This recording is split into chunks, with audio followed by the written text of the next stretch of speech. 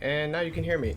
Alright guys, welcome to another episode of the Mario Maker Workshop Recap. My name is Kirby Kid, my real name is Richard Terrell, and I started this workshop to help people better understand game design, level design, and Mario's particular style of level design. So we're about in week 5. We've been doing a lot of interesting assignments. We have a really cool setup here, and but the whole thing is pretty much just a community where we do a lot of focused game design work. We use Mario Maker 2 as our primary platform. We make a bunch of levels. We rapidly iterate on these concepts, and then we give each other really detailed feedback. So that's just a very basic of what we do here. That's why it's kind of called a workshop. We do it in a workshop fashion. And we have a lot of interesting tools and ways to improve our game design in the process. So one of the tools that we use are these weekly streams. I get on stream, I play your levels, the levels of the people in the workshop. We talk about concepts, I give new assignments, and we talk a lot of things through. Not everything is set in stone. A lot of what we do here is flexible, but that's probably one of my favorite parts about the workshop. Everybody brings different things to the table, and we just roll with it week by week. It doesn't really matter how much free time you have as long as you are playing Mario Maker 2 and having fun. I feel like there's a really good way you can contribute to the workshop and to your own personal learning journey, no matter what your goal is. So let me show you the website and we can move right along from there, just in case you are unfamiliar with what we do here. So let me just do that, and switch. So this is our main website. Hey, what's up, Jelly Coins? What's up? This is the website that kind of explains everything that I just explained in text. If you like reading, who is it for, what do you do, you'll need, what our credentials are, what you can earn if you do this. Just doing another stream for the Mario Maker Workshop. One of our weekly things we do here. Yeah, so for people who are catching up or want to catch up, or people who are interested in what we were doing previously, we have this page right here. It is the Workshop Lesson Hub, and there's me in the corner. You can go home from here, or we have 4 lessons so far. We've done 4 solid weeks of material, from basic layout, talking about basic layouts of all the courses and what it means to put a structure into a Mario level. We talked about coins and bonus rooms. We talked about enemy complexity in our last one. And now we're on sort of week 6. We're on week 6, but this is sort of the end of week 5. And the last lesson we did here, enemy complexity, you'll see. We have some quotes from Iwata, quotes from Miyamoto. We talk a little bit about what enemies are and how they fit into the design of Mario. We had this assignment number 3 in which we all were challenged to make a series of enemy battle rooms, or gauntlets if you will. You can see the results here if you click that video. Here's a interesting sort of visual organization of all the levels we did, organized by these categories and types. So whenever we do these assignments now, we have a bingo board, quote unquote. Yeah, this is teaching people how to make not only good Mario levels, but the best Mario levels. That's what we claim, at least. So you can see here in the bingo board, there's categories at the top and on the left side, and each of us put our name into a cell so that we could fulfill whatever conditions it specified, like making a Goomba-style enemy and making it to where the enemy is needed to maneuver or jump off of. That's the one right here. And this particular level was made by, who made that? Super Mario, one of our members there. So yeah, there's this last column, water enemies, so you can see it's all blue because a lot of water was used. But yeah, we filled out an entire sort of spread of different enemy challenges. You can play all these levels. All the codes are here in this video. And here's what we learned from doing this exercise. And I organized a lot of our levels into cool little graphs like this, just really neat visualizations to help us learn. But otherwise, and here's the recap stream for last week, week 4. So yeah, whenever you're behind or if you want to catch up, these website resources are here for you. They're on the Workshop Lesson Hub page, and that hub page is connected. You can link to it right here from the main Mario Maker Workshop page. It's at designoriented.net. You can easily find it there. Let me show you. Boop. Designoriented.net and Mario Maker Workshop front and center right here. It's easy to find. Cool. How can I be sure that you actually know how to make good levels? Well, how can you be sure of anything, right? We got credentials. I'm a professional game designer. I've been working at Gunfire Games in Austin, Texas. We're about to release Remnant from the Ashes, which is a third-person shooter. It looks really cool. You should check it out if you're interested in shooters. I've been making games for like 20 years, right? Little card games and board games, and then digital games and video games, and so on and so forth. I've released a fighting game and the sports game compilation package with some other people here in our community, and it's called Bari Ball. So you can do there. If you want to know more about my analytical skills, I wrote the entirety of the Critical Gaming blog, which you can see here. This blog has over 700,000 words of analysis and content, all available for you to read for free. It's got a glossary, and you look 25, no way you've been making games for 20 years. I'm 32. Yeah, I get that a lot. I'm 32 years old. I've been doing this for a while. And yeah, this is my blog. You can read the glossary here, tons of terms that I defined to help you better understand game design. You can download it. Here's a course, a collection of links that I call the Design 101 course series, and these are all lessons to help you understand core concepts of game design, all the way down from genres to skill and multiplayer to complexity and emergence, learning motivation and behavior, story and communication, and all these things, right? I've written more than anybody else about game design on the internet like this, so you can read that yourself if you are not convinced. I've also created multiple websites like the Starseed Observatory, in the indie circuit, and I keep a record of all the things that I analyze and talk about on the spreadsheet, which is public for you to view. So if you have any doubt about what we're doing here, what you can learn here, or you know, how much cred that I have, it's all here available online. It's free to look at, free to dig into, and you can make your own decisions from there. How can you teach me how to make a good Kaizo level? We don't make Kaizo levels here. I don't think Kaizo levels are very good. So for the most part, we are learning Mario tenets, so the game design rules and lessons and principles that Mario has established, and then from there we learn how to bend and stretch them for a very specific effect. So while we're not making Kaizo levels in particular, I think some of the levels that we make are harder than Kaizo levels in some ways, but they're a lot more clean, they're a lot more interesting, and it's just in a lot of ways it's just different styles for different people. But we're making levels that are a lot more I think they're a lot more difficult to make, obviously, otherwise more people would be making them. Kaizo levels are very linear, they're very strict, and it's just about the person and the editor replaying it over and over and finding the tiniest little things that they can do to force other people to learn how to do. So I really feel like it stretches beyond the acceptable boundary of reasonable gameplay in terms of being able to play actively, being able to learn actively, and not have so much repetition in the restarting and the strict learning that you actually have fun playing the actual game. So that's my thing on Kaizo levels, but we are going to move right along with Mario Maker. Okay, so that is the Mario Maker workshop. You saw the website. Let's talk about assignment number 4. So let me grab the image so you guys can see it. You can find all this information if you join the workshop on our Discord channel. That's where we do most of our communication here. What's up, Jeff? Jeff made the top part of this image on the right here. Thanks to Jeff, we have a really interesting visual and example to go over in terms of what I expect out of assignment number 4. This is a team effort, so let me go ahead and explain what this assignment is all about. It's called Power Lap. Now, this is where we are making, let me show you. We're doing a power-up bingo, but instead of picking individual cells and putting our name in it and making different challenges that fulfill those conditions, we are putting our names at the top of these columns, and we are going to complete all 6 of these particular design objectives for a particular power-up. So, for example, Dr. Haji is working on Superstar, and he's going to have to make a super compact, efficient level that demonstrates any unique way to obtain the Superstar, any unique movement that you have once you gain the Superstar power-up, any unique way to defeat enemies with the Superstar, unique abilities of the Superstar, maybe it has an attack or whatever, unique defense, a unique way to defend yourself against enemies if you have a Superstar, and unique properties and variants of the Superstar if they exist. The whole point is to create a really straightforward and compact level for a particular power-up at a time. And in order to demonstrate the contrast between regular Mario, small Mario as we call him, and Super Mario, the powered up version, we have this really interesting setup, which I can show you here.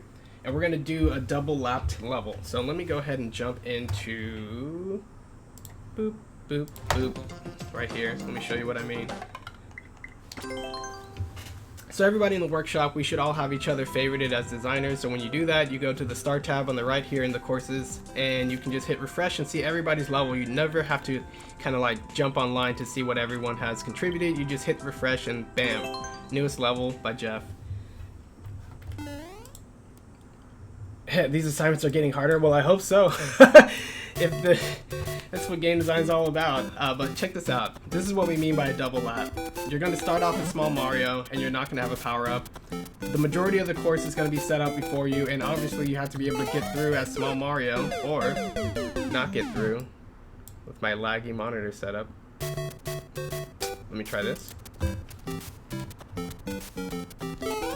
Okay, got through that one. And then it's going to be a really short course demonstrating all the different concepts I just talked about. And then in this case, this is super short, so we're just showing this as an example. But the player gets all the way to the end of the course, and there needs to be something there that wraps them back to the beginning. Right here, Jeff is using a door and locked out the victory condition using on-off blocks. I think everyone needs to do this to force players to go back in a situation where they have to obtain the power-up. Well, they don't have to obtain the power, but you want to, like that. And then you unlock this, and then you go through the same course and you see how the gameplay is different. And that's one of the coolest parts about this assignment, the contrast between the first pass and the second. And then even if they lose their power up, because we hit the on-off block, you can still make it to the end, and that is the whole point of this exercise. We're going to use design to highlight the differences of these... Is my mic on? Yeah. We're going to use design to highlight the differences between these power-ups, and we're going to use a double lap level design setup so that people can be like, oh, it was like this on the first pass and it's like this on the second pass, I see. And that's the whole point of these individual power-up sketches. So Jeff did a really good job there showing what the basic layout requires. We have more particulars of the rules on the spreadsheet, but let me show you, let me jump into Course Maker to show you another way you can do this. Exit. And this should hopefully answer everybody's questions about this particular assignment. We are really looking for super compact stages, right? So like right here, stop that, stop that, stop that.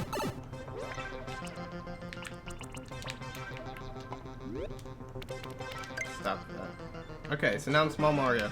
So if I were doing a course right here about using the super mushroom, here's probably how we're going to set it up. Let me just switch this, go back to the bingo sheet so you can see, click that, and show you. Okay, so I need to make a course that has a unique movement when you gain a super mushroom, a unique way to defeat enemies, and unique abilities, unique defense, and unique properties and variants. So I'm looking for 5 sections before the loop happens, and I'm just going to roughly block out those sections so you can see what it would look like if you were making the course yourself. So let's say, I'm just going to block out the sections with actual blocks. So let's say that this is section number 2 where I am doing unique movement, so like la la la. It should only take about that much space, right? You don't need that much space. You're trying to make it as compact as possible. This one should be a unique way to defeat an enemy, right? Let's just say it just takes up that much space right there. And this is a unique abilities right here. We're just going to take up this much space. Oh no. It's so hard to draw a straight line. And let's say this one's going to be a unique way to defend yourself right here. Oh. And this last one's just going to be any unique property I can think of, and we're going to end the level, so let's go ahead and grab this. And the whole point is not to make like the craziest, most creative level you can think of. The point is to hit the design criteria and make it as efficient and as clear as possible. We're trying to communicate ideas here, and we're not trying to overscope in that effort. So I'm just going to shrink the level just like this. And I'm going to, just like Jeff showed us, not that, hit too many buttons, grab my dotted line blocks, all the way on the end for some reason. And let's just start by blocking everything off in red. I mean, we don't need to be too fancy with this thing. That's fine, right? Just like Jeff had. And then we're going to loop back to the beginning. Now the style of loop that I'm going to do for this one is going to be a pipe. And I'm just going to shove a pipe here. And get out of the way, Mario. Bam. And I'm going to make it go down to the subworld. Now, we aren't restricted to one-screen rooms, but I think picking a course length first will help keeping things tight. Yeah, I recommended that, people, what did I recommend? Pick people to try to fit everything into 2 screen sizes, which I pretty much did here. So we're going to try to stick to that. These assignments are getting hard. Yeah. Okay, so I'm going to place a warp pipe in this lower area. And I'm going to place it right here.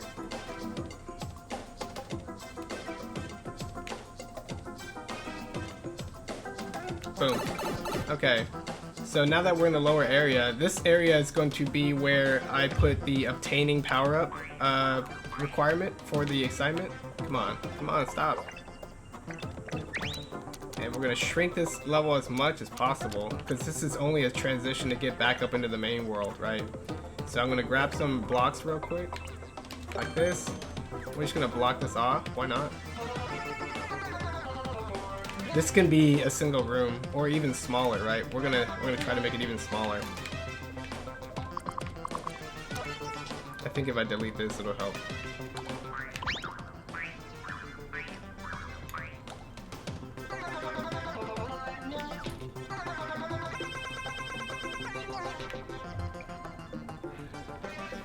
Okay, cool. So now we got this, and I'm gonna put my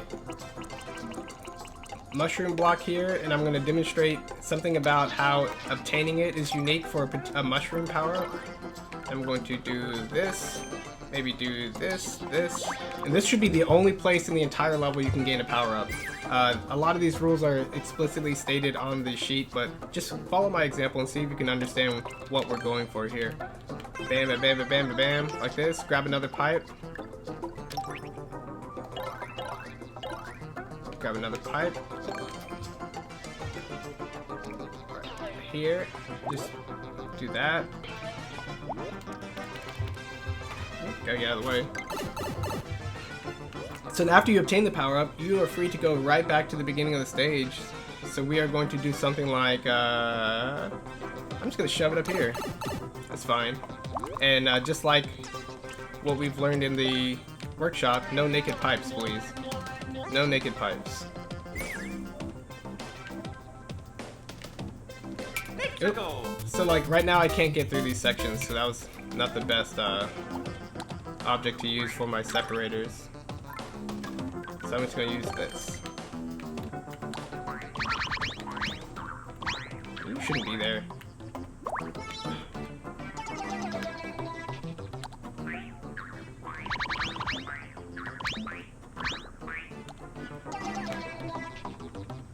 So now you can roughly see how compact I want these levels to be and how efficient.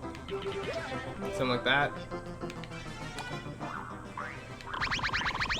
Oh, I killed that guy. Didn't mean to do that.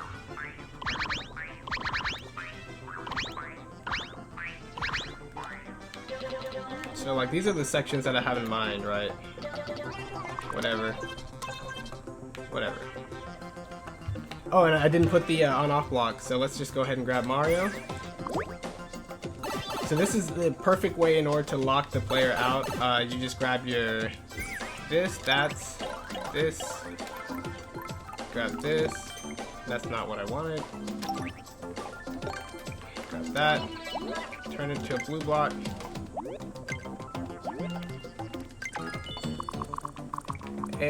Or you turn these into red blocks, actually. I guess you only need to use red blocks. And you can put your final on-off switch, the only on-off switch right here. Something like that. So now we have an entire looped structure here.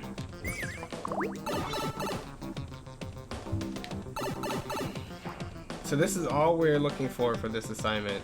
You start off basically on number 2, and pretend this is not here. Grab, oh, that's not there. Okay, then you go to the next section, you're like, oh, I'm Little Mario. And you experience the course in one direction. That shouldn't be here. I'm gonna take it. And even if you go, however you go through the stage, you can't win. You can't win. So you have to. You can put an arrow there too. That'll probably help communicate to people what's up. You get the super mushroom, which I put way too high. Nope. And then you get it, and then you go back down and you're playing the level for the second time. I think this is a really clean way to do it. You drop the player right back at the beginning, and then they have their power up, and they go through and they see how different it is on the second pass. Ooh, almost. Oh, that's cool. Using donut blocks like this is kind of cool. It's a semi-solid platform. You can go through the sides or whatever. Now that's what we're looking for with this assignment. The only power-up should be in this transition area, this obtaining area as I call it, and I think it's easiest to put that area underground. It just makes the entire thing super clean, right? It doesn't all fit on a screenshot if you do that, so, you know, pros and cons, but I feel like design-wise, this is super clean.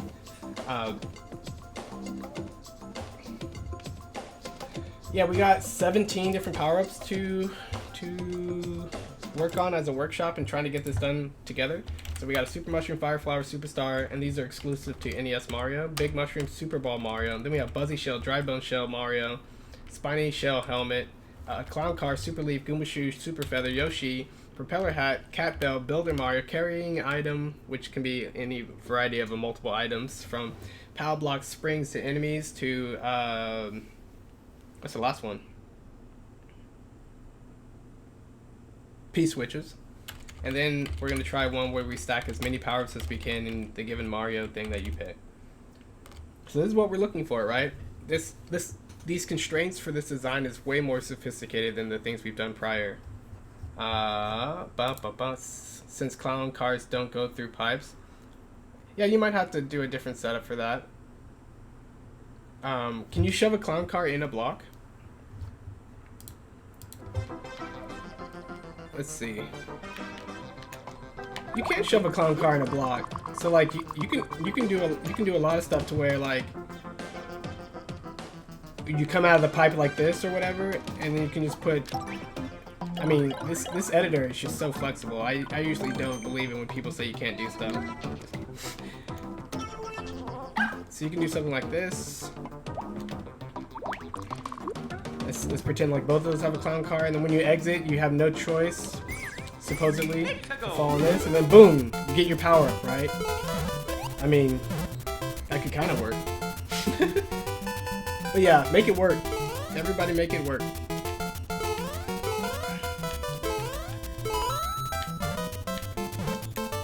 So let me go ahead and try to fix what I did here, and then we'll move on. So I really like Jeff's level. I love how clean it was. I'm gonna try to make my levels as clean as Jeff's. Just super like, here's the thing, here's the thing, here's the thing, here's the thing. Don't worry about the rest kind of stuff.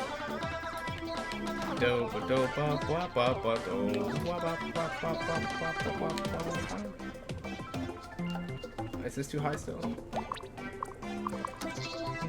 So this is the cool part. This is what I mean by making the obtaining of it unique, right? I can do something like this. And do something like this. Like this. Like this. I'm messing up. And then I can do something like this.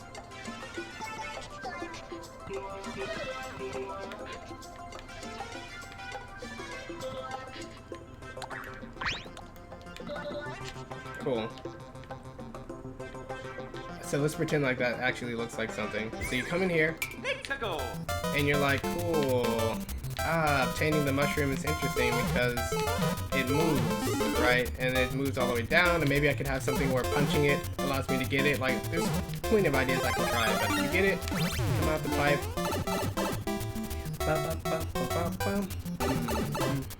And then, oh no! I killed it! I killed it? That's weird. Someone put that knowledge. So now I'm Big Mario, and I can accomplish these things way differently. Like I can hit those, and safely, semi-safely, do this. I can hit those, hit that. Oh! And now I'm back to Small Mario, which is perfectly fine, right? If you make cool stuff and cool things to do as the Big Mario, then they might want to go back down through the pipe. Jeff suggested making the area down here a, is that too loud?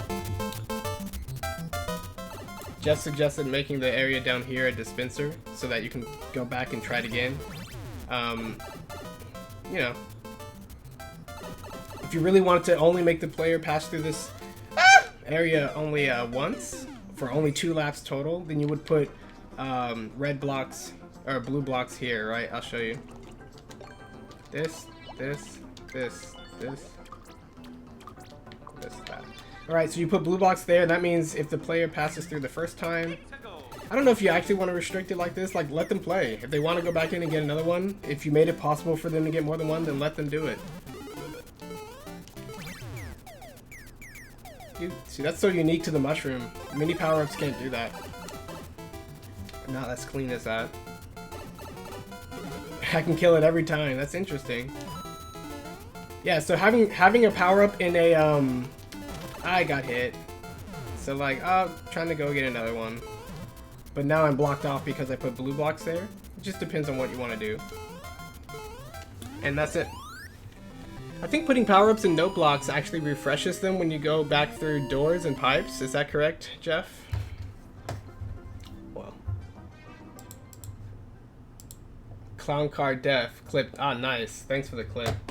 Okay, so other things that we do here in the workshop, everybody's got their own maker score, workshop points. This is how much you've actually contributed to the workshop. Everyone's got their own goals, like whether they want to participate in a hyper-detailed critical discourse talking about game design, whether or not they want to make the best Mario levels, or just improve their game design skills in general. Everyone has a different combination, of different things that they want, and different preferred methods of communication. We pay attention to all that.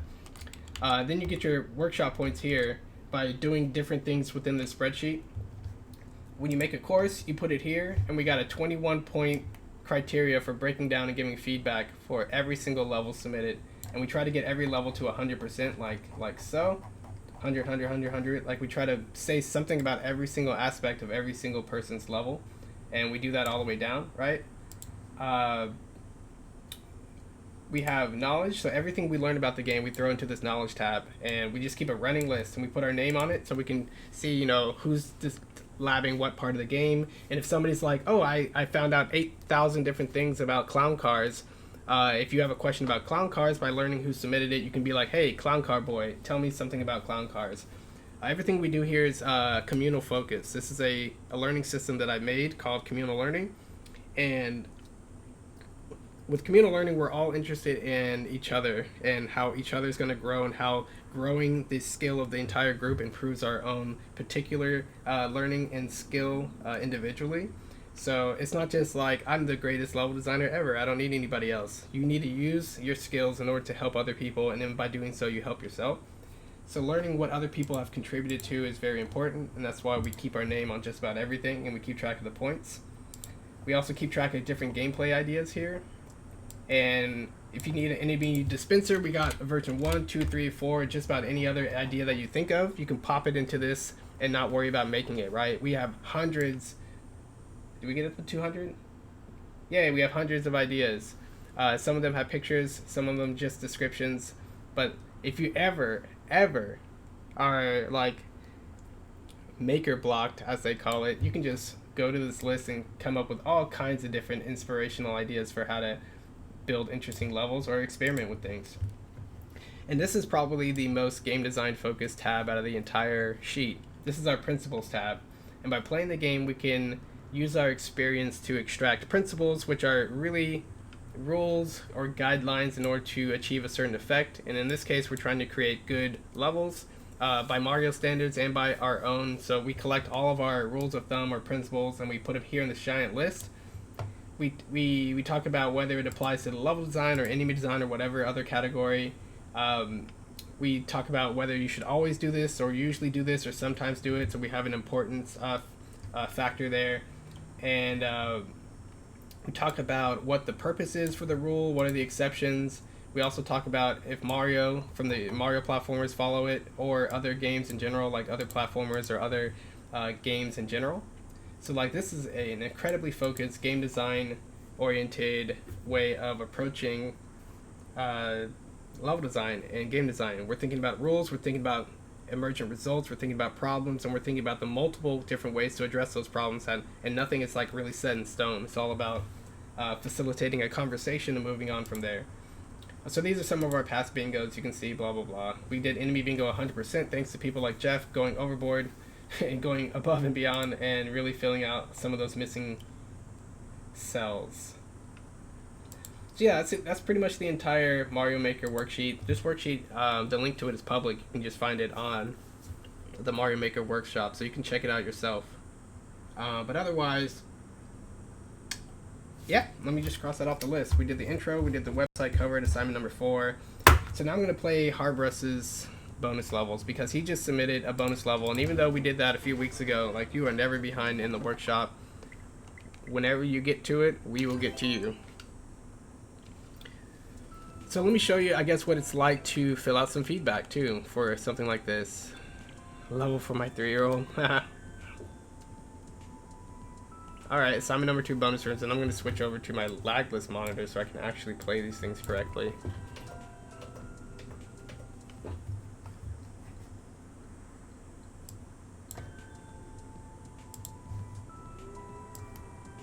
Okay. Okay, everybody can hear me. Music's not too loud. Thanks for the feedback, Bleach. I think we can make this work. So this is an assignment where people were challenged to make bonus rooms. Assignment number 2 for the Mario Maker Workshop by Design Oriented. Let's go. Clear rate 100%. Let's see if we can break that. So the oh, before we get started, I wanted to show myself putting that piece of information. Somehow jumping on a note block with a clown car inside can kill it? Question mark. Anything you find out about the game, anything weird, anything cool, whatever, we log it in. I'm gonna say any for now. I'm gonna investigate this later. This is just systems and rules, apparently. Just how that shakes out. There we go.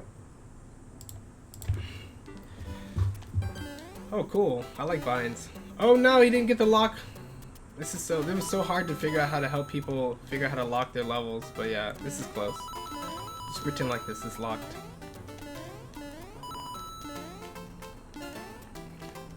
Nice. This is like the original Mario Brothers 1-1 first bonus room, but with cool vines. I like it. So none of these levels are gonna have anything that can hurt me. That's kind of the criteria we went with bonus rooms. Oh! Oh! Is it this one? Okay, cool. There's a condition that says put at least whatever hidden blocks in. So like, that looks like that was this one.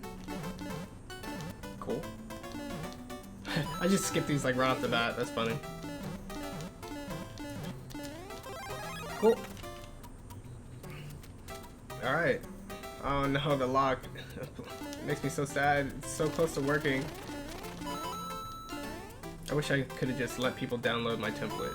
I wonder that's why you put vines in. Ooh! At least one hidden block. Coins out of reach of the player. Maybe that's what that was.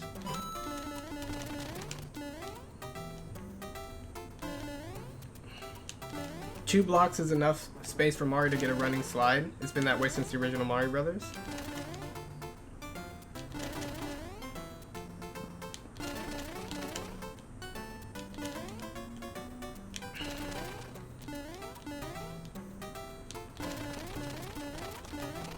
Yeah. I don't know how many times. Oh, nice. I found it. 2, 3, 4, 5, 6, 7, 8, 9, 10. Cool. So let me show you something really cool about that. Let me show you something really cool, because I think it's cool and too bad if you don't. Okay, so we made a lot of these bonus rooms before. We extracted a lot of principles. So now I can just type in, well, let me just type in change. Don't forget your change. You guys can see that, right, on the screen? Yeah, so don't forget your change. Arrange multi-coin blocks in a way to where Players casually hitting the block, not knowing it's a multi-coin block, can react and still get all 10 coins in time if they have proper power-up requirements, of course. So in this case, I was just hitting blocks and moving on, and all of a sudden I'm like, that's a multi-coin block. And I went back for it. I was still able to get all 10. Harbus has successfully followed this principle, and this is a principle that Mario games like usually do. Especially if you have the right power-up. Mario games do this. And if I think of specific examples of where Mario doesn't, I'll amend that. No big deal. But the other thing Harbus did in this one was what do we call that? Blocks. Safest place to be. Power frequency. Negative bias. Broken switch. Don't butt in. No back-to-back jumps. Power block spawning. Snake movement, C coin, get coin, no mandatory breakable block platforms. I forgot what I called it, or for whoever called it. Artificial sky, collector prize. That's neat. Oh, demo man. Oh, demolition man. Okay, cool. I'm gonna add the word demolition. Or we're gonna call it wrecking crew. Yeah. Cool. So try to limit the amount of breakable blocks when Mario is hunting for coins. Mario will break every brick if he thinks he can find a hidden coin block. If there are too many blocks, player wastes time. So that's exactly what I was like, man, Harbus, why did you put all these bricks? And I found it right on the last one. I'm like, very good. See, all that work I did, not wasted, because Harbus followed the principle. And that's why this room is now positive in my mind instead of like, eh. Very different. Okay, cool. Interesting. This is probably easier for small Mario than it is big Mario. And then if you don't get these just right, neat. I like it. And I'm gonna demo man and see if we find something.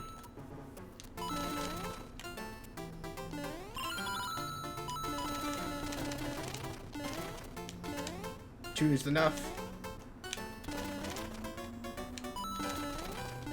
And now I'm like kind of stuck, but I'm not. Nice way to get out there. Yeah.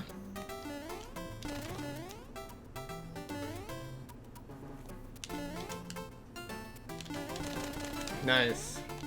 So, nice little asymmetrical formation. I'm not sure why this is asymmetrical, but it's, maybe there's no center block for it to be in. But interesting enough. Ooh, pink coins. Oh, this is neat. Yeah, there's one of our workshop members named Tony did stuff with these swinging claws in his first level that he built. Haha, I went the wrong way. That's neat. That's neat. Oh, here's my bonus. Ooh. I could easily destroy my chances of getting all the coins, and that's one of the principles. So I'm gonna try really hard not to. Oh, not hard enough.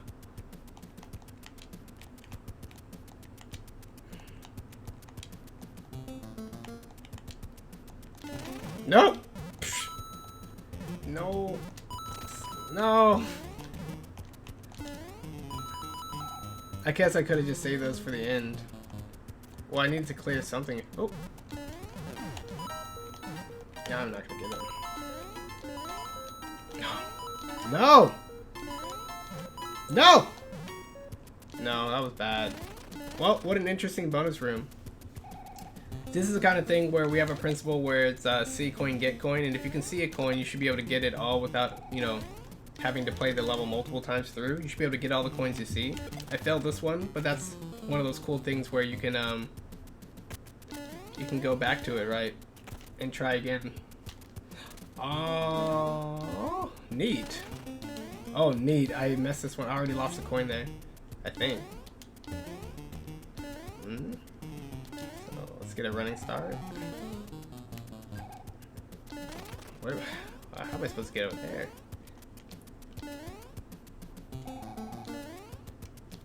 Okay, we'll just do double jump. Phew. Do I have to break all these bricks? Is this a bad thing? I did it! Cool. So those bricks up there just look like they were bricks. Maybe if I was fast on the other thing, I could have P-switched some of these, which is kind of cool. We can talk about that later. That was a level that used at least one one-up mushroom. And oh, hidden block. Sliding uphill is really fun, I think. I made a level just like this too, where you can slide uphill. Oh, you can't get that by walking. I've never actually seen that formation before because slanted things were not used like that in the original Mario Brothers. Interesting. What am I supposed to do here? Why is this block here? Oh. Why? Ooh. This is cool. This is taking advantage of the slant. Interesting. I'm running out of time.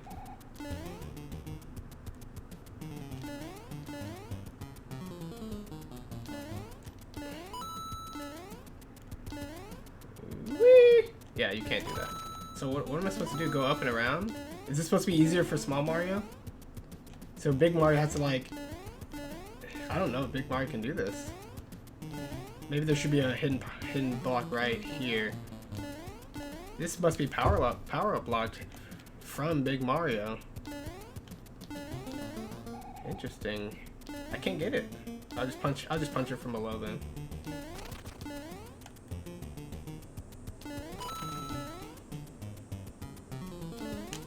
And then this is hard to get as Big Mario, but out and I think you can go out and in. So I gotta jump to shallow on that one. Got it! Yes! Give me my stuff! I'm getting all these breaks. I'm about to run out of time. So that was a cool little contraption. It's fun. A catch in its mousetrap. Interesting.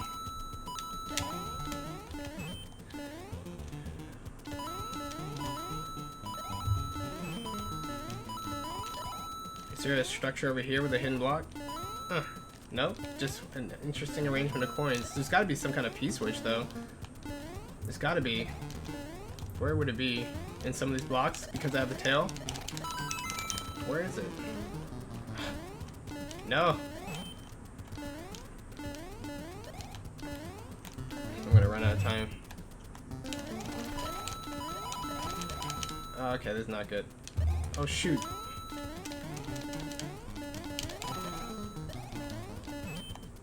I'm out. That one was complicated.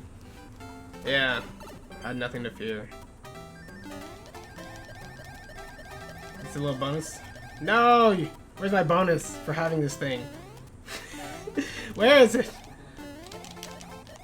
This is why you're locked in work, Harbros. You gotta extend this platform right there, this one up there, all the way to the end, even all the way over here, in order to get the lock to work properly. All the way to the end.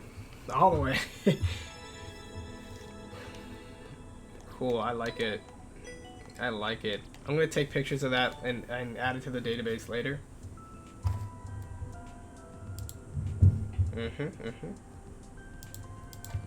So that was an example of catching up to an old level. Let me show you some of the some of what I expect people to do when they're in the actual workshop. So you play a level. I expect everyone to play everybody's levels.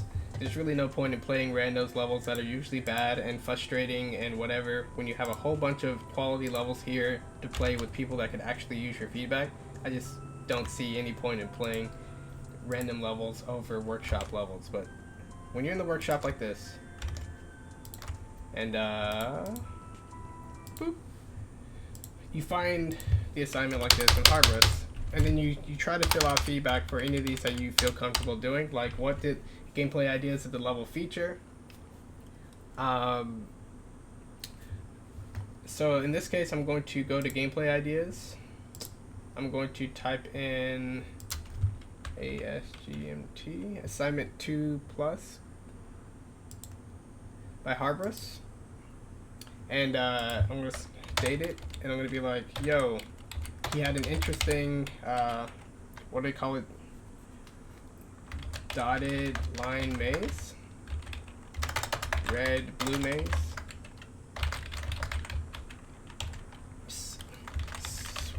a interlocking obstacle course made of on dotted hyphen line, make sure you get the names right, blocks, and on/off switches. Navigating isn't too hard, but getting the coins and finding secrets is tricky. That's basically what that gameplay idea is. It's a level design idea. It can be done in any Mario style, and check this out. We go back over to courses, and we're like, what kind of gameplay ideas did this level have? Well, at the very least, it had red, blue mazes. Well, I guess cool. Themes. He did underground theme and vines. Vines on the overground with sand. I guess it had like a vine/deserty vibe. Vine/desert. Basic layout. Yeah, I can look at the level map over here briefly. Nice blocky formations, actually. So nice large blocky formations, structures. Not a lot of nooks. Use the negative space well, which means plenty of space to jump around. Relatively conservative with elements. I like that, especially at like a conveyor belt room and stuff. And also like not a lot of crazy elements, just a few elements per room too. A few types per room too. Enemies, none. Dude, this is a bonus room stage. Coins, he had big coins. Sometimes I felt like the big coins were a little too easy to grab. Okay, so this is a particular kind of issue that I saw. It's not really an issue, but you're like, oh, that coin was so easy. Why did he even make it like there? So I'm gonna go to a principle and I'm gonna type in coin depreciation. I just know that one off the top of my head, but it's like, make sure that the value of the stuff that you're giving the player is well maintained. So if you have like a whole bunch of coins in the middle of the room, and then right before you get to the exit, it's a 10 coin, you're like, why did I just, you're giving me this for free? All these were kind of free. Like, I don't get what you're trying to do here. But if you see a 10 coin or a 30 coin or a 50, they better be hard to get, and they better be worth your time to get. And that's kind of the economy that you have to balance. So I put that under principles for something for Harbor to consider. And so I got a super mushroom and a super leaf. Frequency, 1 each. Variety, obtainability. The leaf was in a weird puzzle box, puzzle challenge thing in the top right corner. Any unique application? I don't know if I needed to smack my tail a lot on anything to do anything past that. I'm not even sure what the flying was good for, so I can say not sure what flying would have been good for. Maybe I should have gone back to some other rooms. And nothing was not required to have any power, as far as I can tell. Now, if that changes, somebody else can either update this cell or I can update it. Dexterity, getting wedged as Big Mario on the top of the screen, needs rapid jumps basically. Running in a 2-block gap and then ducking, I did that quite a lot. Nothing particularly knowledge, reflex, no. Timing, the what they call conveyor belts had nice speed and forgiveness. And nice speed, I can put that under some fairness. I like the use of the hidden blocks. I discovered naturally. I guess I can just put under secrets. I like the use of the hidden blocks I discovered naturally by jumping around. This is a good way to do it. Fairness, I can just say all good. Layers, the P switch timer can be used to grab coins out of multiple rooms, potentially. Pacing. The last room was the most complex. That's good. Speed runnable, we'll see in a second. Development, really independent ideas. But yeah, and of course the first few rooms are the most simple, which is good. I set that up so people could have at least a little bit of progression pacing. No counter. I'll have to think about that, but probably no counterpoint. Everything was pretty clear. Camera didn't quite get the room lock template set up. Yeah, so that's like feedback you can give. I just did 71.43% of the feedback for this assignment for Harbors. Other people can play it, fill in the rest. That's just kind of typically how it goes. You get a lot of good practice by doing that. So now we can just take a peeky peek. Let me see what the chat's saying because I didn't check it in a few seconds. Cool. So I don't know if there's any. He's no longer looking Keanu Reeves.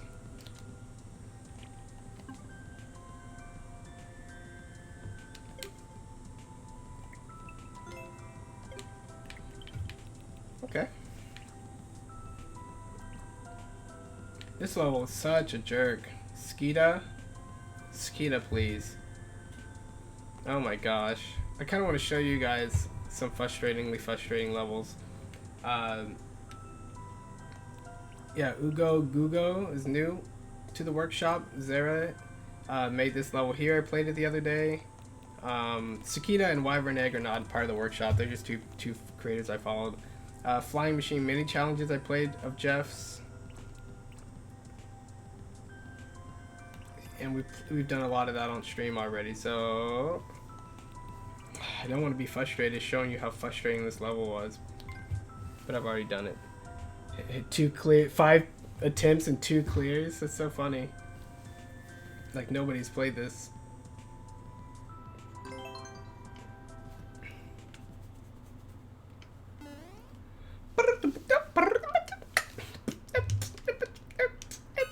Okay, so like that, it's a little crazy. Was that really necessary? Wait, is that a secret? No. Okay. So I like that. The natural way you get out of this hole, you start to realize like what this whole thing's about, and you're like, where are the hidden blocks? Where are the hidden blocks? This level's called Hidden Blocks. You're like, oh no. So when I first played it, I wish I could kind of show you my first playthrough. It's just kind of like slowly discovering what the deal is. And now, if you're jumping off of a hidden block to another hidden block, yeah, go ahead and drop your code in there. See, now I know where all the hidden blocks are, but you figure like it can only be so far away from where the last jump is if you're ascending. So that's like a neat way to be like, okay, I can kind of hedge my bets, right?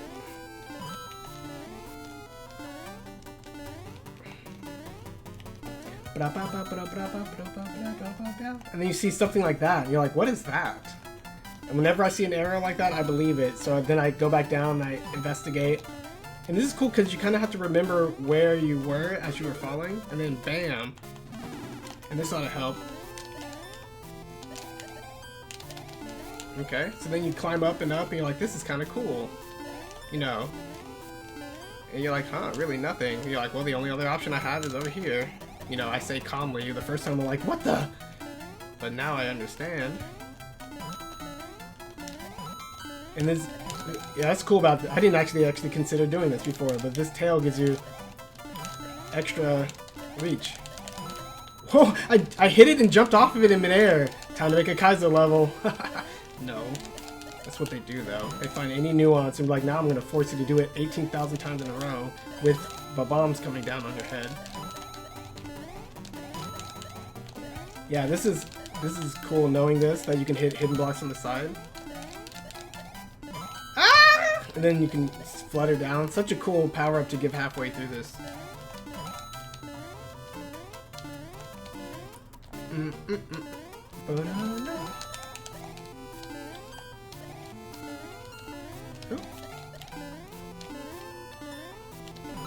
Okay. Oh, I did it! That's so cool! I gotta play around with that. Knowledge. Hold on, guys. This is what we do. You can take Raccoon Mario and mid-air tail attack, jump off of a hidden block as falling, something like that.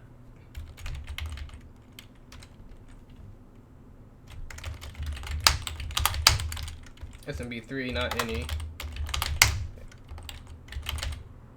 Okay, don't be a jerk.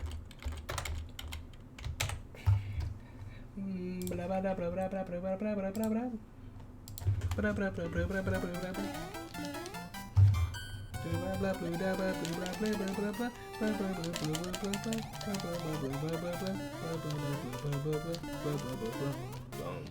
forgot how I did this. So this is cool. You're like, I don't have enough runway. That's when you're supposed to go like, wait a minute. You have to have enough runway. So at some point, this path needed to deviate, and then you find it there. That's so cool, right? Like, you really have to pay attention and be like, there's only so many things I can do, and stop freaking out. And then all of a sudden you get your bigger runway here, right? Ah! And then you're like, oh, it's actually trying to help me, right? So this one right here helps you get this one, and maybe there's one right here. No? Okay. But I've already burned 200 seconds, right? So this is only here to help you get this one, right? You're like, hey, I got my full runway. Cool. Like, really nice design right here. I didn't get it. So this is, see how the arrows are trying to help you, like, go left and right? I've been doing this since I was freaking 7 years old. I don't have enough. There we go. And then just in case you got up here without getting it, I think she gives you one more. Oh! That's the also scary part about hidden blocks. But as long as you have this tail, it's not so bad. You just needed a little bit more room to gather that P speed. It's actually faster to jump and flutter to turn around and get your speed.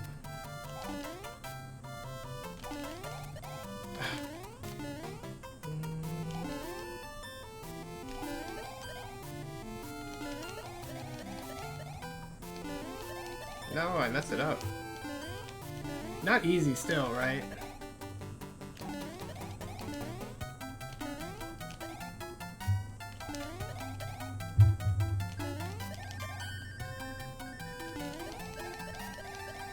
And you're like, cool, I finally made it. What a hard level. Nice and challenging and interesting. And then she does this.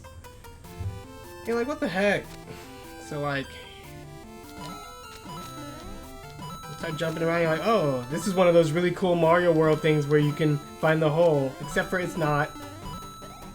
You easily get stuck like this, and then you're like, this is so stupid. So stupid. Why?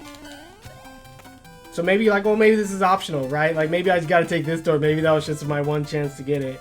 And then she does this. And you're like, what is this? I mean, using the tail here is pretty cool, right? So I'm like, but if you fall, it's all the way down the bottom, and you're like, what? What? Right? But I can probably get back up relatively quickly.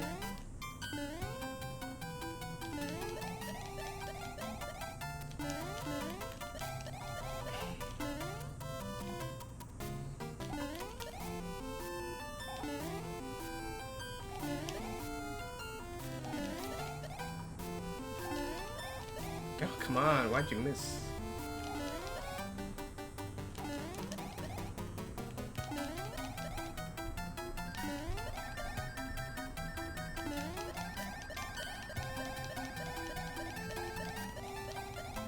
So I got back up to here, like, wait, what was the whole point of this? I don't understand. Then the level just completely starts to just fall apart. I think I have to kill myself to reset the opportunity, right? To get into that bonus room and It's really confusing, and the way she lets you kill yourself is she has this weird contraption here, which is kind of funny. You have to duck and jump, and you kill yourself, and then you're like, whatever, I'm not doing this anymore. But even beyond that, there's another confusing room. Like, what the heck? You had such a nice, cool idea, and then you put like 2 really confusing, badly designed things right at the end after all that work. Like, don't. Just don't. But anyway, let's see what I can do here.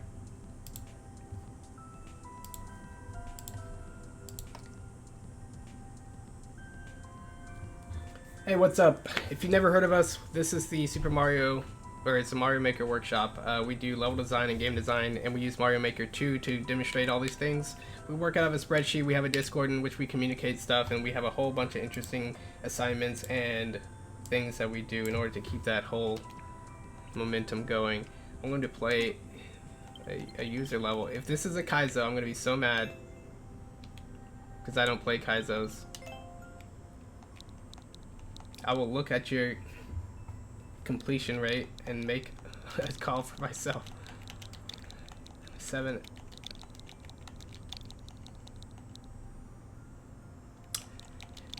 Yeah, no problem.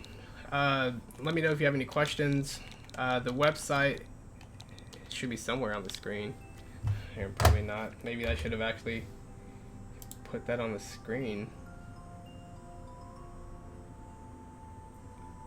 No. It's Kaizo. It says easy level.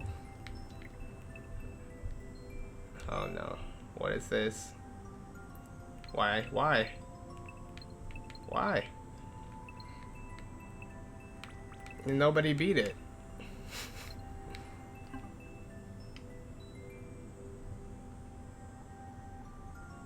I don't play Kaizo levels.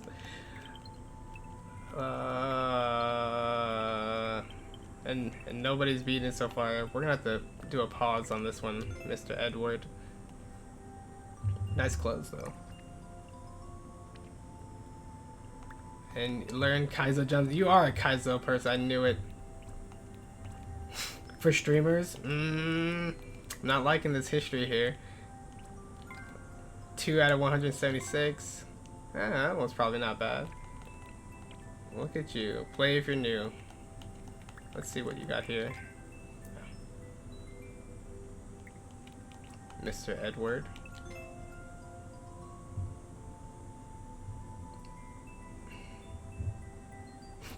It says it's an easy level. I don't know. I feel like I'm being set up, so I have to proceed with caution. Because I'll show you my my completely not important record that I'm fighting for. Where is it?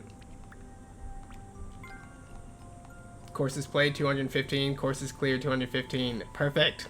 I do not want to play a Kaizo level. Oh, just because it's a number and just because I can see it. Let me what? I actually forgot to.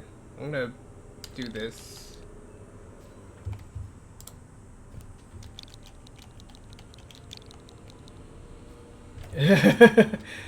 I really do need to just start playing some Kaizo levels. I am curious, but man, that number though, I need to make a new account just to be stupid. Hold on. I'll favorite you and I'll come back to you in a bit. Let's see what I can do here.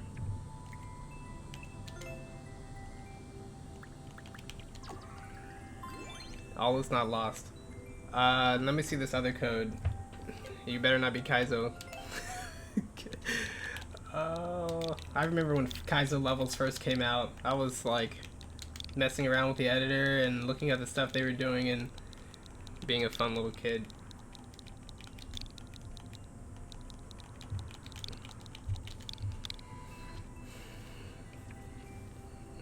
Okay, we got 9 clears, 1%. What? I think the people that most want other people to play their levels make hard levels. Look at this guy. Look, he's just trying to fight me. What is this?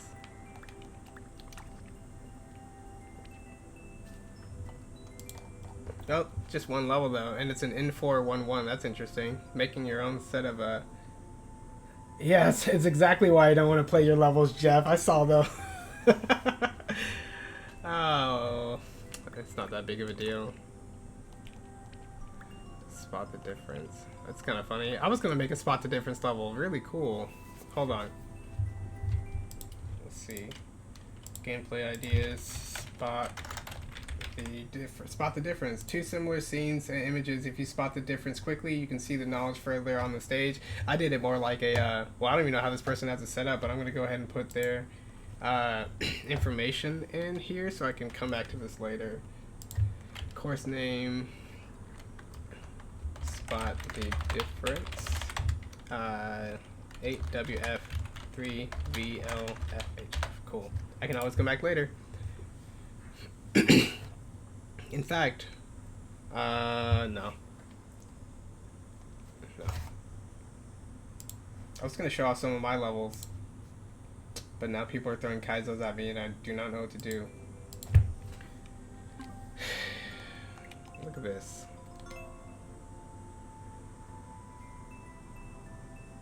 We got a few completes.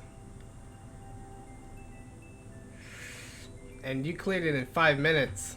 It's gonna take me much longer than 5 minutes.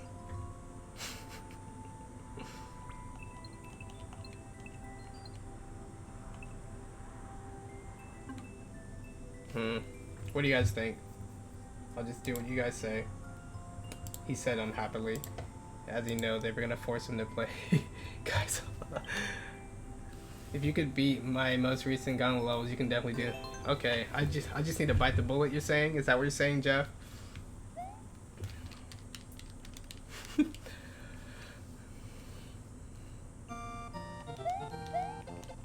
Cool. Those platforms are a little ugly looking, but they work. Okay, I believe you now. Oh. I'll stop talking.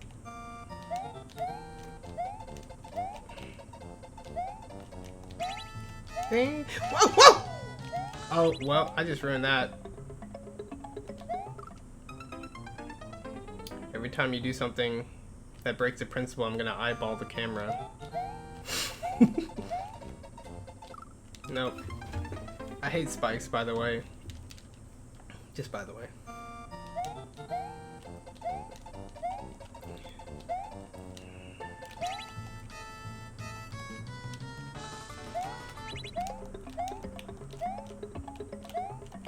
Okay. Nope. Okay, go up. But I want to see. I wish they gave us the ability to move the camera around a little bit, like. Well, it's a blind. Well, this is pointing up, so. What? I'm probably gonna die. That's fine. Oh, okay, cool. Oh. 2, 4, 5, 6, 7, 8, 9. That was almost it. But if I were Big Mario, I definitely would have gotten that.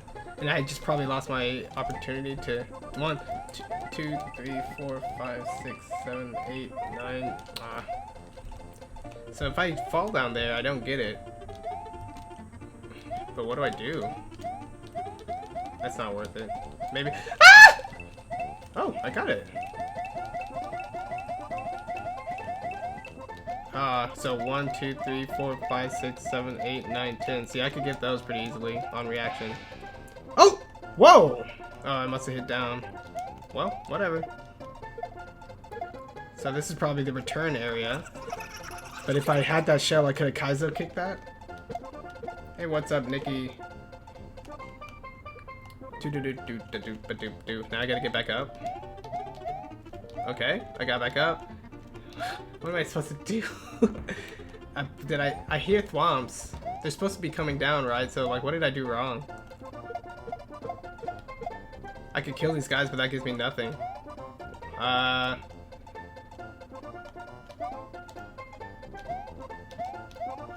Hidden blocks? I'll find them. And when I do, maybe they're over here? No? Running start hidden blocks, because that's mean. Actually, I should probably make a principle about that.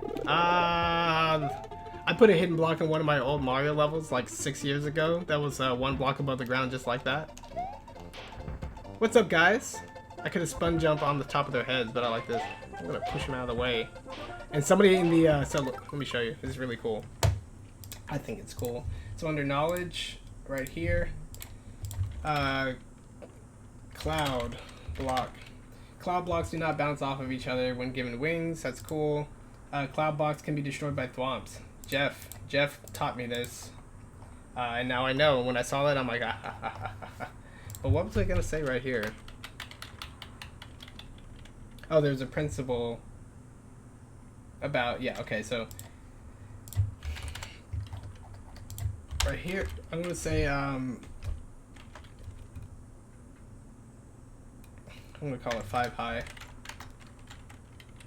5 high hidden.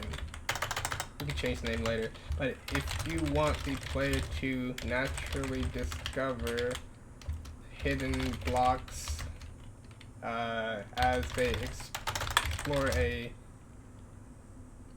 area, then do not require small Mario to run jump to hit them. It just makes it then the reason it goes over here. Putting the hidden block too high just makes it where small Mario has to run jump every time just to investigate. This is level design. This is secrets actually. Bam. Important. And I would say usually. Depends on if your level is using the hidden blocks as something mandatory or whatever, but that's something to keep in mind. And you should almost never put a hidden block or whatever 1 block high up off the I guess if I were small Mario, I could run right here and like get underneath the clouds before they destroyed it. That's kind of cool. I lost it. I lost my mind. Why? Okay, cool. Okay. This is probably a timing based thing, and I gotta get a P-switch and oh no. Okay. Okay, oh nice. So this is probably flow motion, so let me just go ahead and do this my way.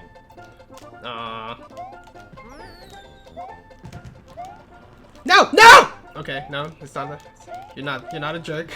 I was able to recover. Thank you. Okay, so that's not quite flow motion. It's flow motion, I would just be able to run off and get it. I'm pretty sure I can't. I'm pretty sure it's like 1 block too far because I've done a lot with flow motion myself. And that was too short.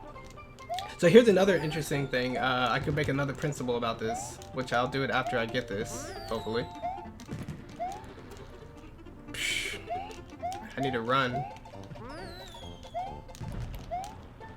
Okay, so yeah, it's just 1 block off of being flow motionable, which I think we can solve by... I think the spin jump is like a way to sort of that's too high. Oh, we'll do it the other way. Oh yeah, donut falls. Cool, I get it. Yay! I just remembered a technique that I had in the we had in the. Oh no! I'm gonna take you with me. Oh shoot! Probably shouldn't be in here. Wait, this is probably a hidden block. I got the key. I wish. I don't know what I wish, but thanks for giving me the double hidden blocks to get out here. That'd have been annoying to try to fly out.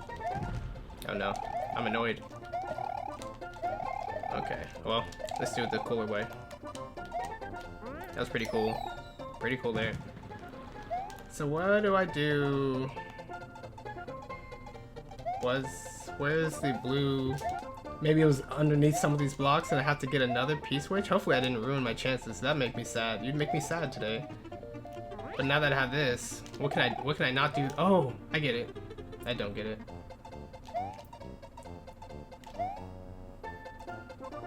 Crash! Kill them. I'm gonna do it.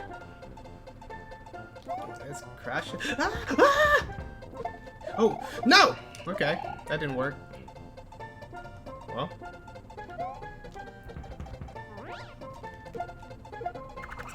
No! I need the runway. Sorry, guys. And I don't want to move too far forward, too fast forward, because I know that'll probably make me lose my cape. There's a lot of these guys, by the way. Maybe too many. I probably could have kicked the shell into him, but I needed that shell, even though I'm pretty sure I didn't need the shell, but I needed it. Let's go! So what am I doing? There's a cloud here. Does that indicate that something should thwomp down? I don't know why clouds are there. Okay.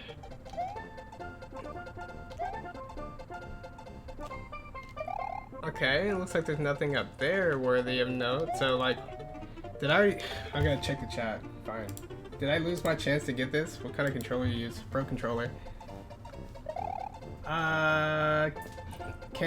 Cape ground pound wiggler. Yeah, put that in. That's a good one, Jeff.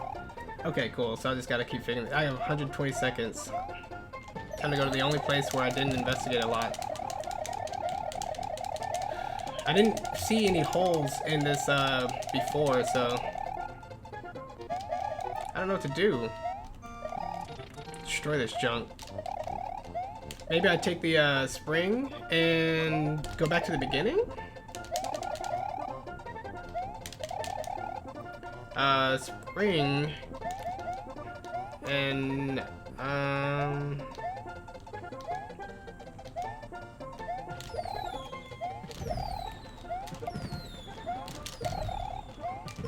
I don't know what I'm doing. The whole level kind of lost some focus for me. What am I doing?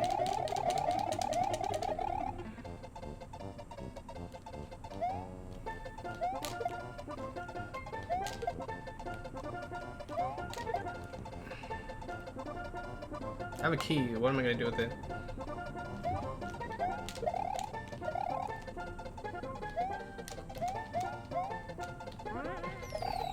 What do I do? We just got it. We're out. We out.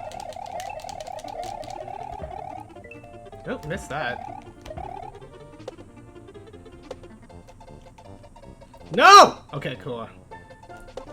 Okay. Oh. Forgot about that. Yeah. I did. But now, okay, so maybe hidden block, please, hidden block. Come on! Yes! Give me that! Get me out of here! Please, just be over! No, what is all this extra level? No! Oh, come on! Oh, no! Please! No! Come on! And no checkpoint? You kidding me? No. We'll beat that later. Come on, you had such a nice thing going, and then you just add extra junk that you can't even see coming right at the end. Why? Just make it easy. You know I wanted to win. I did all that work. Checkpoint in the next room after that? Why? Why not right when you get through that door? Oh, I'm not playing it again. Stop that. And then the level felt like it had enough things going on that I was like, this is the end. And you're like, no checkpoint. But yeah, I'll check that out later. Somebody else wanted me to take a peek at their stage. That was Nikki. What? I didn't hit the button to save. No, never mind. That's good.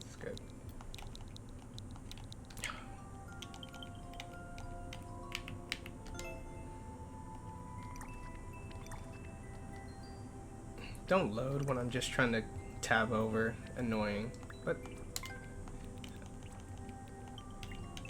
we'll do this for now.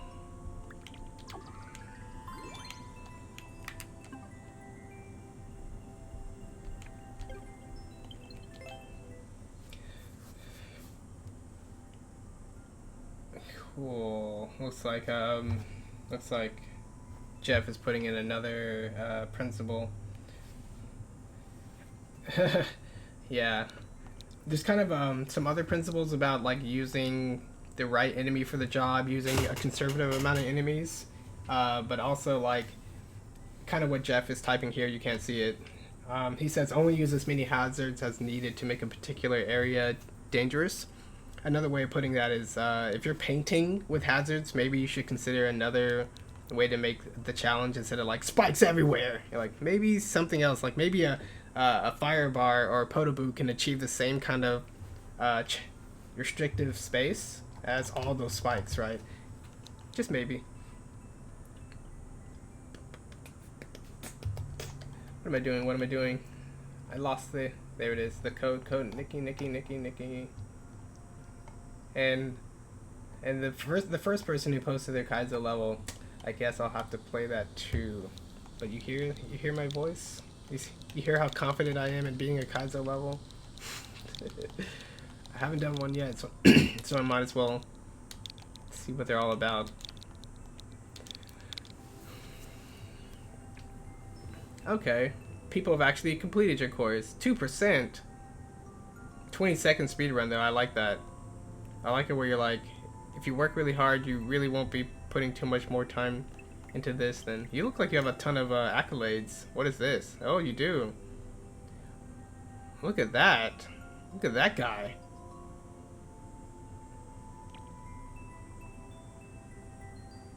We'll do this for now. 7,000 maker points. Intense. Jeez.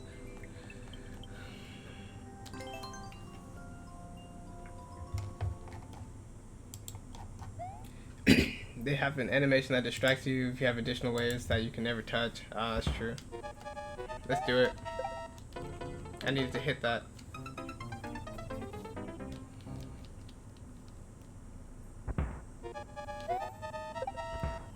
Oh, you're telling me where to jump. Nice. I was like, how do I hit that invisible block and then get the object out of it? Like, you don't. I think arrows? I don't know. I feel like when you outline something like that, you're telling me there's a block there, but arrows might do the same. Or not do the same.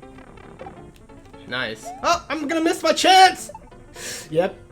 Yeah, you use 20 seconds for a reason, right? Like, I don't have time to think.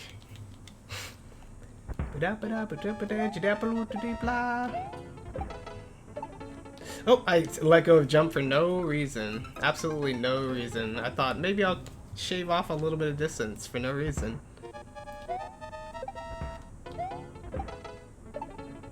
Yeah, it's a tight enough landing as it is.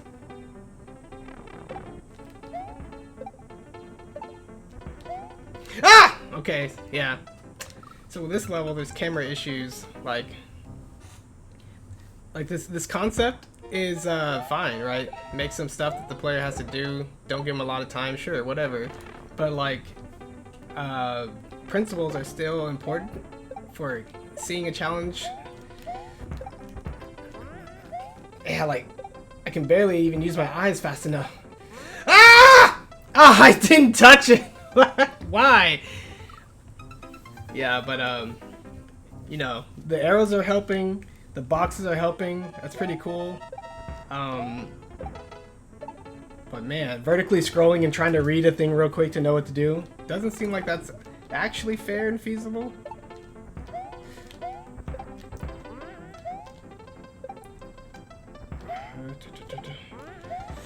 Ah, come on! That's so annoying! I could just let go of the jump button. But everything else up until that point had been pretty,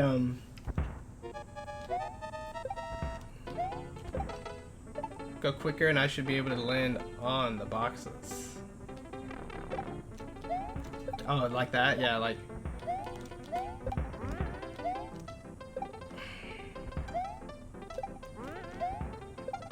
Oh, that's neat. Ah, let's go! Oh, see that? See that? Like, I did not see that pipe. You could have just put like a platform there, really? Oh, that was not fair, basically. My eyes are like flicking rapidly too, so I can try to look ahead. There's only so much I can do. I'm a human.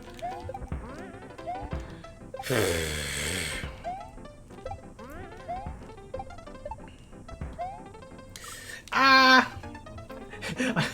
Arrows just tell me where I'm gonna go, not what I need to do. Like, hold up because it's a pipe. I don't believe you. I'm not gonna believe that for 1 second. Most people see it. I saw the arrows. I did not know to hold up because there's a pipe in a very particular formation. Like that. Did not know. like you use the arrows too here. Like if you only use the arrows for pipes, like in the beginning part, that could be a thing. Oh, I'm behind now. Yeah, right. So even your use of hints and signposting, there could be an additional layer of consistency that would actually probably help people be more deductive in what you're requiring them to do. But oh, that was too much.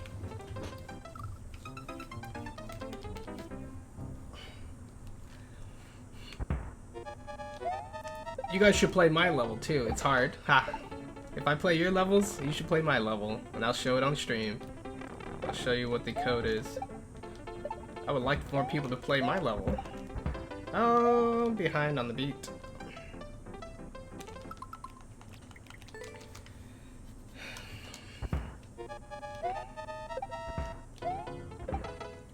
Yeah, so this arrow's on a pipe. This arrow is not on a pipe, right? So this arrow, I was thinking, oh, he'll give me a one-way platform. It'll be fine. That's what I thought when I got up to that other area.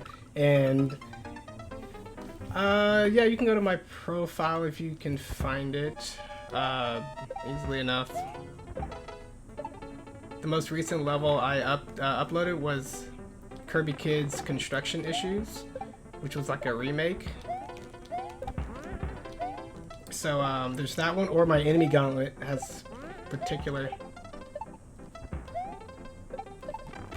Whew, that was so fast. Hey! 0 seconds left. Man, you have that thing tight. But yeah. So let me just show you my levels. I can give you a quick rundown. I liked it. I mean, I gotta figure out how to beat that world record, but it's not too hard to figure out how to shave off 0.3. But I'm not gonna do it. Okay, so let me show you. We're gonna have to. Okay, we already gave you the star.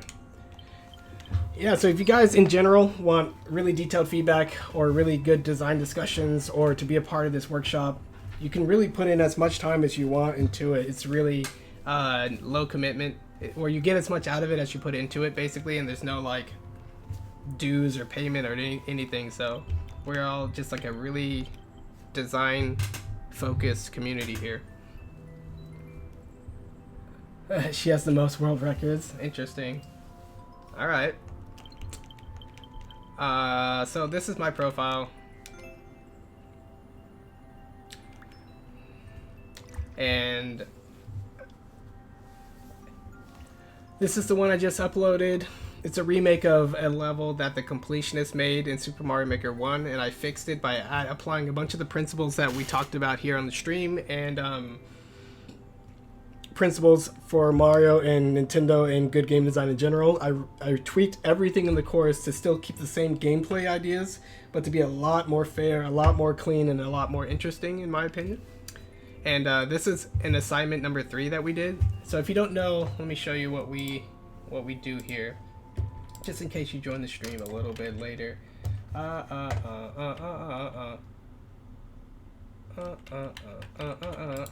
Okay.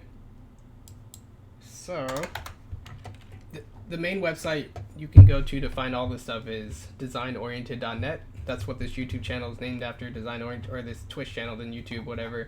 On our Twitter, right now we're focusing completely on the Mario Maker Workshop. So you can see that here. We do these assignments. This was assignment number 3, enemy gauntlets, and we used a particular template that gave us a whole bunch of single screen rooms, and we made a whole bunch of enemy challenges based on this criteria. And the cool part was we had this bingo board like this for the enemy rooms, and we each picked a cell. Like, we used to see our names in there, and we tried to create a room that fulfilled these criteria, so that was a lot of fun. We did that for the enemy gauntlet. Hey, it's me. And we also did it for the bonus rooms that we did even before that. So this is assignment number 2. Hey guys, I just wanted to show you Whoa. a quick setup that I have for the bonus room. Why? Oh, that was a video. I'm like, why am I talking to myself? That was a video. Makes sense. So this is the bonus room template, just rooms like that. We use this both for the bonus room challenge, which is our assignment, which is number 2, and the enemy gauntlet assignment number 3. And we made a series of rooms like this, and it's a lot of fun. Anyone is welcome to do any of these assignments, but if you're part of the workshop, you get workshop points for it. And if you go to our website too, all the lessons for all the stuff is on our lessons hub, and you can catch up here. You can see everything that we did and learn what's going on, and here's our last lesson that we did, right? All the cool stuff. You can be a part of it, free, whatever. This is our newest assignment. I went over this early in the stream. We're going to be making power-up double layered courses, mini courses. So yeah, if any of that looks interesting to you, join in. Oh, I did not mean to shrink that. So these are my two courses. One's for the, this is my bonus room course. This is my first assignment here that I tweaked. This is a non-linear Speed running type course. Jeff here in the chat has done a good job getting it down to 1 minute and 21 seconds, but this course is really complex. I go over its design on the websites in the lessons if you want to know more. This is an easier level for bonus rooms. Obviously bonus rooms, 68% completion rate, so almost everybody can complete it. Pretty fun stuff there. Got a lot of interesting things going on. This is much harder, so it's a 2.4% completion rate. Yep. No, go back. So you can play that one if you want to do a hard one, but I think this last one that I uploaded is... This one is designed more to be a course.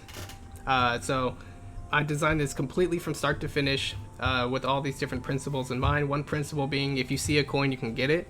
So there's going to be a lot of coins. A few coins you see in this, you're like, how do you possibly get that? You're like, gotta use your head. Think about it.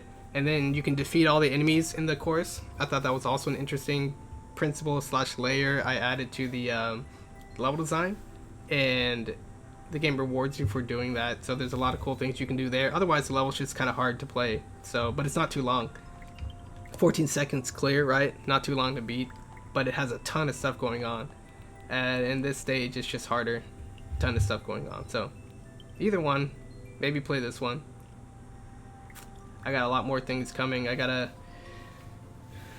made like 12 to 16 courses back in 2010, I guess about 10 years ago, using the original Mario Brothers, and I made it on an editor, right? A level modder. So I want to upload all those courses into Mario Maker 2 and see what people think of them. I'll be doing that, I guess, this next week, in addition to uploading another level I fixed up just like this one. So yeah, that's pretty much what we have on the agenda. We got assignments, we got cool levels for each other to play, cool ways to get feedbacks, and cool things that we're doing constantly. So let me know if you have any questions. You'll get the world records. You think you can get our world records? I don't think you know who we are. That's funny. Good luck.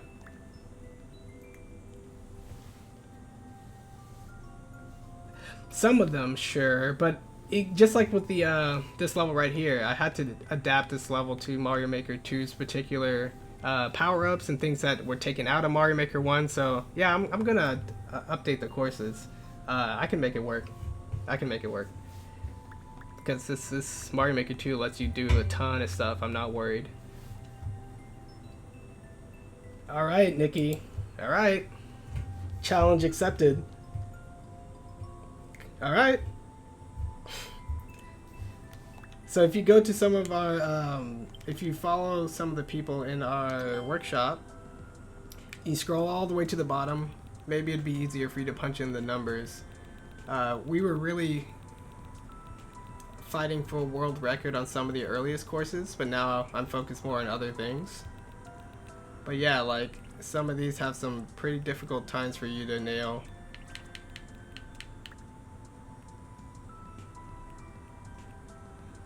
Do they not let you scroll infinitely down on this playlist? Oh, that's unfortunate.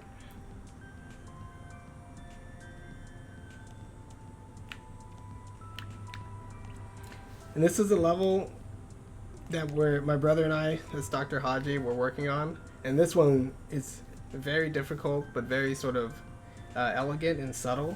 Except for we included a way to cheese it. So like the people that completed it, they obviously cheesed it. But pretty much I'm pretty sure only my brother and I are the only people that have beaten this stage legitimately. So we're pretty much going to upload it later with some tweaks. Oh, press the 1 button. On the top right. Oh, nice, thank you. This weird format.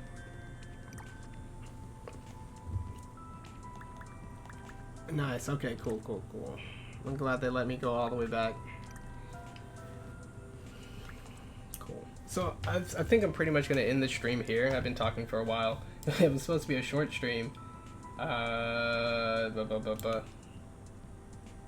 what I actually want to show, one of my final, well, I'm not going to spoil it for you guys. Yep, I'm not going to spoil it, so I'm going to wrap up the stream.